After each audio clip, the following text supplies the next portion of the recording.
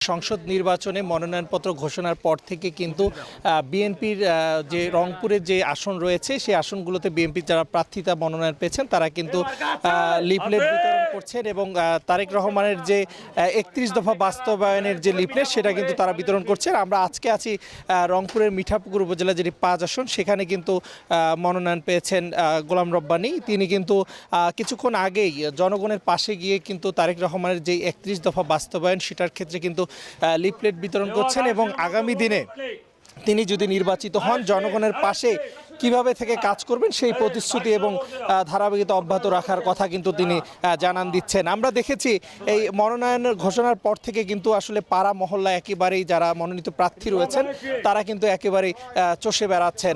আজকে কিন্তু রংপুর মিঠাপুকুর ৫ আসনে যে মনোনীত প্রার্থী রয়েছেন গোলাম রব্বানী, তিনি কিন্তু এই মুহূর্তে মিঠাপুকুর উপজেলা চত্বরে কিন্তু আসলে তারেক রহমানের ৩১ দফা বাস্তবায়নের লক্ষ্যে যে লিফলেট বিতরণ সেটি লিফলেট বিতরণ করছেন এবং জনগণের পাশে গিয়ে কিন্তু কথা বলছেন। আমরা একটু আসলে তার সঙ্গে কথা বলতে চাই যে আসলে তিনি এই লিফলেট বিতরণ করছেন এবং সামনের দিনে তার এই ৩১ দফা বাস্তবায়নে কি কর্মসূচি থাকবে এবং তিনি মনোনীত প্রার্থী এই মিঠাপুকুর ৫ আসনে। আপনার কাছে জানতে চাই আপনার লক্ষ্য উদ্দেশ্যটা কি? ধন্যবাদ আপনাকে। আমরা বাংলাদেশ জাতীয় দল বিএনপির পক্ষ থেকে জনাব তারেক রহমানের রাষ্ট্র কাঠামো মেরামতের ৩১ দফা কর্মসূচি নিয়ে জনগণের দ্বার গড়ে যাচ্ছি। ৩১ দফা কর্মসূচির মধ্য দিয়ে বাংলাদেশের মানুষের অর্থনৈতিক উন্নয়ন, অর্থনৈতিক মুক্তি।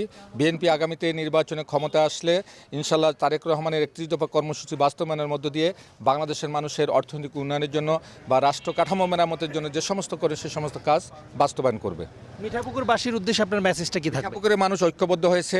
আমরা দীর্ঘদিন ভোট দিতে পারি নাই। আগামী জাতীয় সংসদ নির্বাচনে মিঠাপুকুরের মানুষ ঐক্যবদ্ধভাবে ধানের শীষের পক্ষে রায় দেবে। ৩১ দফার কর্মসূচির পক্ষে রায় দিয়ে তারেক রহমানের পক্ষে থেকে বাংলাদেশের অর্থনৈতিক উন্নয়ন, বাংলাদেশের মানুষের বেকার সমস্যা সমাধান, বাংলাদেশের মানুষের গণতান্ত্রিক যে অধিকার সে অধিকার তারা প্রয়োগ করবে ইনশাল্লাহ। মানুষের মিঠাপুকুরবাসীর আসলে প্রত্যাশাটা কেমন পাচ্ছেন, সারা কেমন পাচ্ছেন? মিঠাপুকুরের মানুষের ব্যাপক আমরা সারা পাচ্ছি। মিঠাপুকুর মানুষ বিএনপির সঙ্গে আছে। দীর্ঘ ১৭ বছর মিঠাপুকুর মানুষ বঞ্চিত ছিল। রাস্তাঘাটের সমস্যা, বেকার সমস্যা, বিভিন্ন ধরনের চিকিৎসা ব্যবস্থার সমস্যা রয়েছে। এই সমস্ত সমস্যা সমাধানের জন্য আমরা বিশ্বাস করি বাংলাদেশ জাতীয় দল বিএনপির পক্ষ থেকে আগামী জাতীয় সংসদ নির্বাচনে আমি ধানের শীষের পক্ষ থেকে নির্বাচিত হতে পারলে এই সমস্ত সমস্যার সমাধান করব। মিঠাপুকুরের মানুষকে সাথে নিয়ে মিঠাপুকুরের মানুষের অর্থনৈতিক উন্নয়ন করব। বেকার সমস্যার সমাধান থেকে শুরু করে মিঠাপুকুরের মানুষের মুখে হাসি ফোটার জন্য যা যা করা দরকার মিঠাপুকুরের মানুষকে সাথে নিয়ে ইনশাল্লাহ আমরা করব।